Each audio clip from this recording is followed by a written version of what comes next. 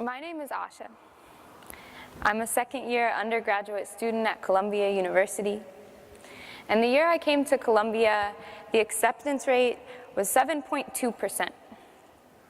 The year I graduated high school, 3.2 million other students graduated with me.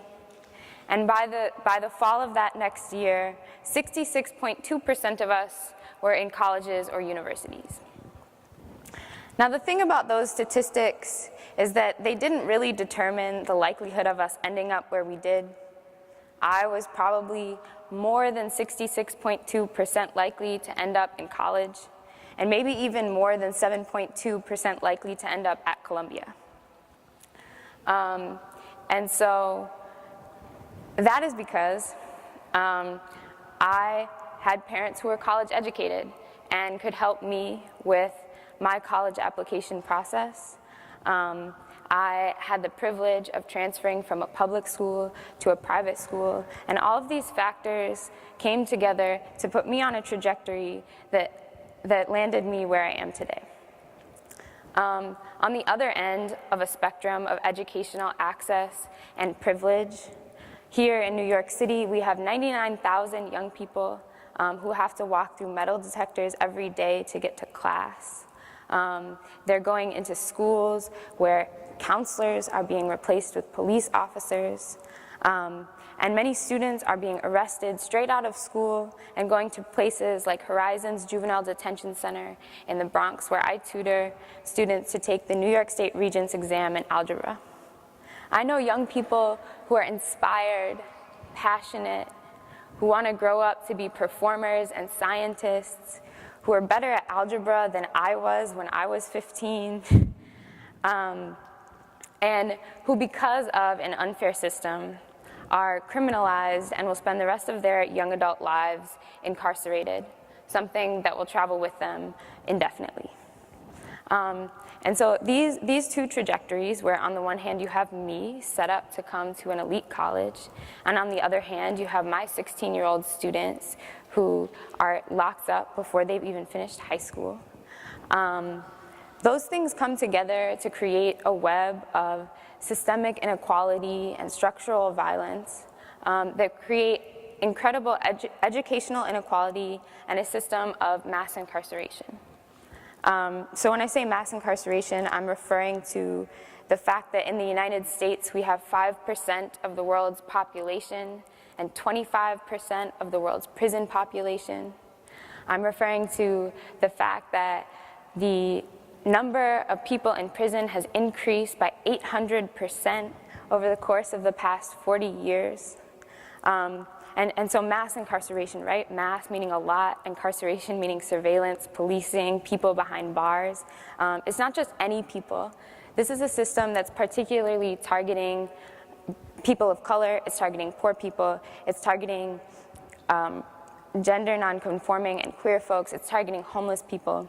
And you know, determining where different people are gonna end up depending on things that are out of their control. You know, learning about this system as I've been at Columbia, in trying to figure out where I fit in, I've been asking myself two questions. And the first one of those questions is, how did we end up here? The second one of those questions is, where do I fit in? In that search, in figuring all of this out, at the end of last semester, I obtained a list. And that was a list of 10% of the investments of Columbia University's endowment. And so two things stuck out to me on that list that begin to help me piece together the answers to my questions. And the first thing was a company called the Corrections Corporation of America, the CCA, which is the largest private prison company in the United States. So a private prison company is a company that makes money off of locking people up, and its goals are to lock more people up for longer periods of time, and to do that as cheaply and efficiently as possible. And so the CCA has had a huge hand in drafting harsh sentencing legislation, harsh immigration reform that leads to deportation and incarceration of immigrants in this country, things that are going to make them more money off of the suffering of other people. And so I see this investment as this investment of Columbia University in the CCA as a fundamental contradiction to an educational institution, that says it wants to invest in human potential, that it values these different things. And so the CCA has really had a huge hand in shaping what mass incarceration looks like now, in making that 800% happen. The second thing I saw on the list was a company called G4S. G4S is the largest multinational security company in the world. That company does a lot of the similar things as the CCA, but on a global scale. So what we see is a trend of mass incarceration that starts in the United States, and which countries around the world are following suit in how they treat its citizens, its non-citizens, and people that it can, hide behind bars. And so me, along with about 10 other Columbia students, delivered a letter to the president of our university early in February, asking the university to divest, to take its money out of the private prison industry and say, we don't want our hands in this. This is not in line with our values. And so what we did in that was we started something called the Columbia Prison Divest campaign.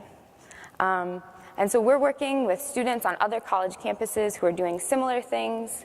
And the goal of this is to create a culture in which it is not socially acceptable for people to be invested in the incarceration and suffering of other people.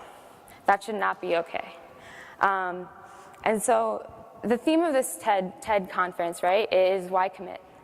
And so the most relevant thing for me to say about all of this is not to tell you my personal story of how I was politicized, or to tell you why I'm particularly committed to this struggle, but to say to my Columbia community, to say to us as a society, I don't have to argue that equality, or at least equal opportunity, are values. We've already accepted those things.